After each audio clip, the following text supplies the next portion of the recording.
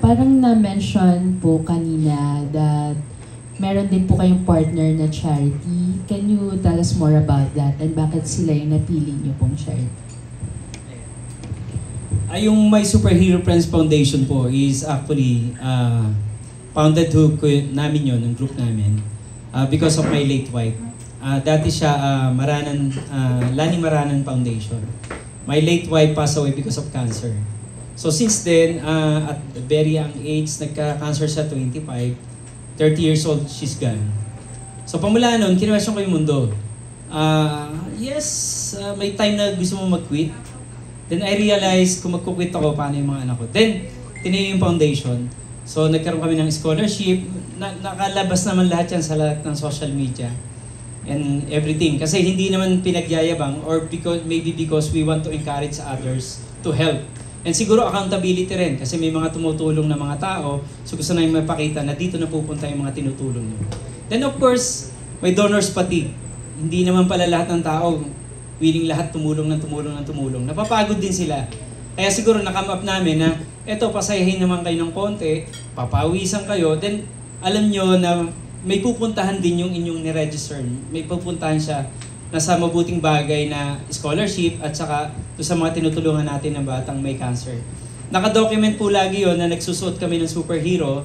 Ako po ay, kung pwedeng banggitin, ako yung si Black Panther. Marami kasing Superman tsaka Batman sa amin.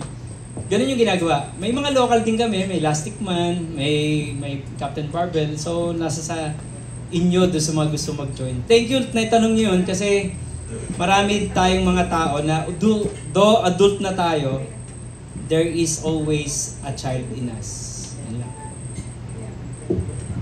Mag-add pa po kayo. Okay.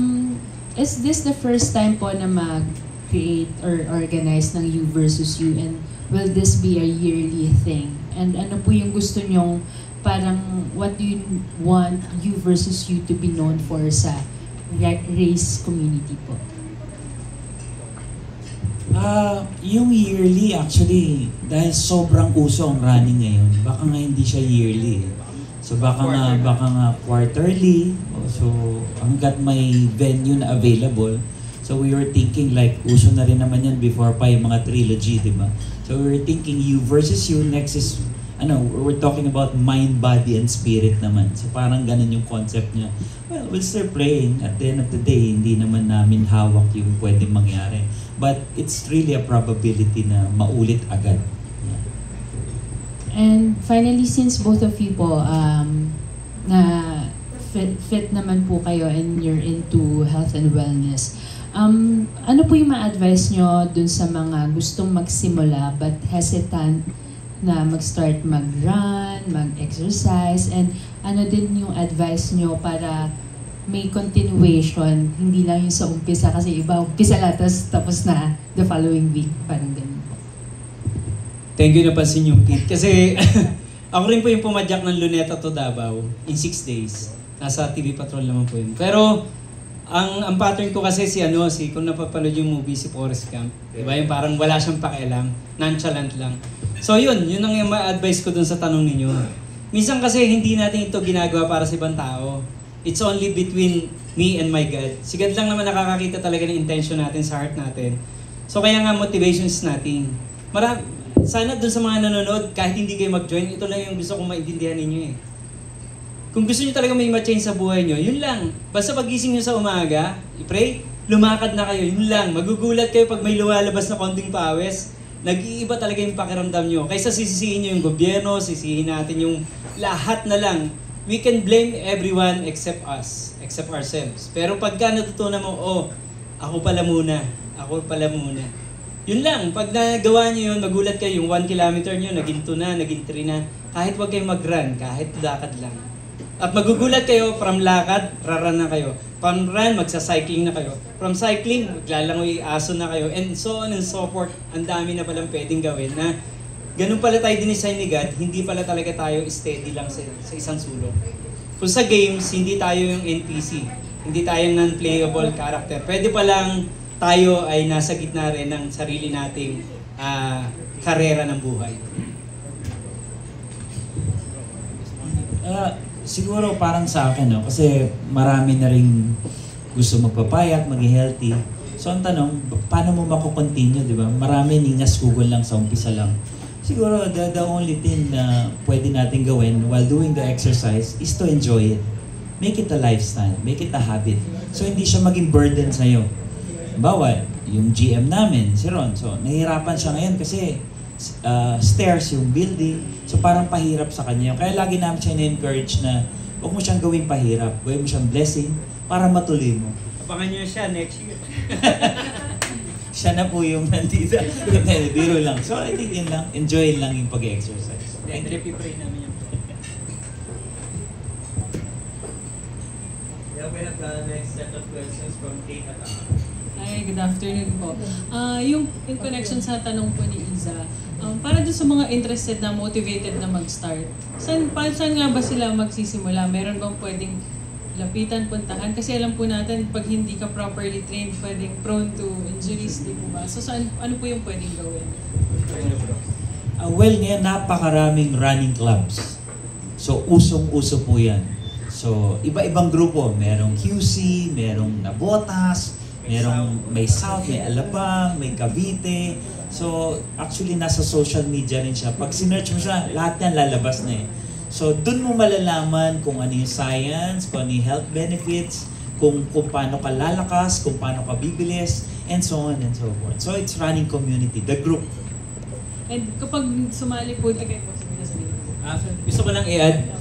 Ako naman, sa experience ko, kasi minsan pag yung group biglang na-disband or na-dissolve, tinatamad ka. Hindi. Pinakamaganda talaga, you owe it to yourself eh. Kasi yung iba, sir, kasi wala akong ganyang kagandang shoes. Sir, wala akong... Alam mo, una ako nagsimula, nakachinelas lang talaga. As a matter of fact, ako nakikinigan yung running coach ko is siya yung barefoot. As in, wala siyang chinelas, walang sapatos.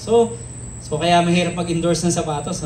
Pero at the end of the day, yun talaga, lumabas ka lang, kahit mag-stairs ka lang eh. Kung nahihiya ka sa kapitbahay mo, kunwari, namumulot ka lang ng basura, lakad-lakad ka lang, magugulat ka, magpipit-in ka na. Ang isa lang sigurado, magbihis ka. Kasi yung attire, pag nagbihis ka, napipilitan ka ng gawin ko nung binihis mo eh. Yun lang, yun ang isang tip ko. Thank you po. And doon sa mga naengganyo ng sumali, ano po yung may expect dun sa venue, mga routes, what to expect? What should we expect? Tsaka yung safety and security. Yeah. Well, number one, if you go to MCX exit, this is what we famous doon sa lugar na yon. Bukod sa Villar City, is the Ayala Vermosa Sports Hub. So world-class facility siya, may swimming pool, the roads, yung greens, yung environment niya, yung puno niya. So number one na may expect mo is sobrang ganda ng lugar. Sobrang linis, hindi siya crowded, sobrang ganda ng ambience, maraming nag-exercise. So yun ang Ayala Vermosa Sports Hub. Ano pang meron doon? So bukod doon sa mga makukuha mong merch when you join, after that you get the entertainment. When we talk about the route, since route is beautiful, so ibig sabihin safe din siya. Safe na sarado yung daan, walang bus, walang usok. So ang sarap mo talagang mag-exercise, may enjoy mo. Ano pa? We have great sponsors in hydration. So yung iba kasi tubig lang, okay yun, walang problema doon. But since blessed tayo, marami tayong kakilala, so every 1.5 kilometer, that's the marathon rule book, you have hydration stations. So si 3K will experience hydration. 5K, 10K, 16K, hanggang sa U-turn ng dulo, pagbalik mo, meron ka hydration. Yun yung pinaka-the best sa lahat. And the ambience, yun nga, nabanggit ko na kanina, entertainment, freebies, that's it.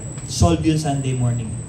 Yung safety naman po and security. Well, safety, yun nga, walang dumadaan doon. When we talk to Ayala Vermosa Sports Hub, of course, ang security and safety kasama sa kontrata, that's number one, sarado talaga yung road. So walang ibang pwedeng dumaan, pwera na lang kung medics. Thank you. Thank you po.